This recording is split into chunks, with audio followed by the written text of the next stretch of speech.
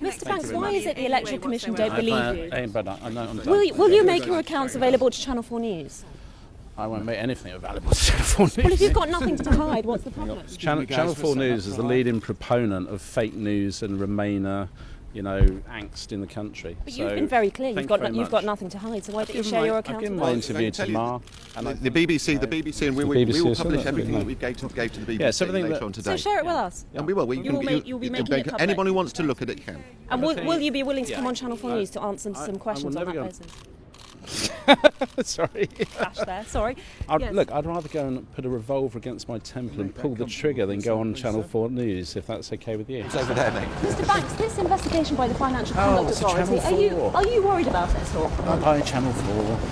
Why don't you talk to us? I mean, if you've got nothing to hide, why don't we have a chat? You really want to get Michael Crick out. He's the expert at doorstepping. Michael Crick's not here. I knew that. So, good luck. I'm not going to talk to second best. Well, listen, Mr. Banks.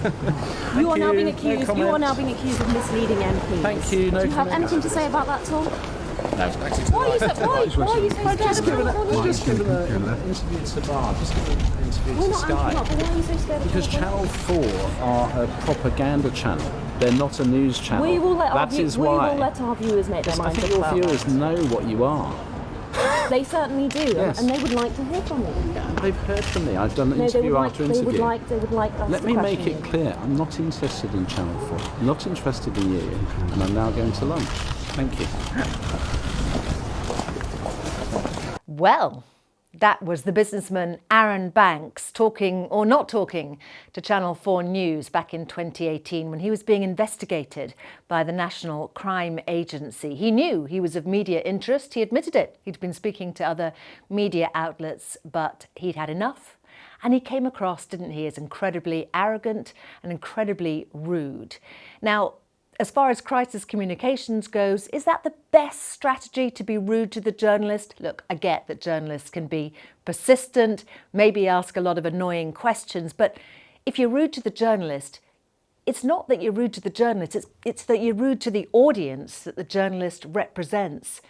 And that's what the audience takes from it. All those viewers of Channel 4 News and beyond, because this clip went viral, will feel slighted in some way because of what Mr. Banks said to the journalist there.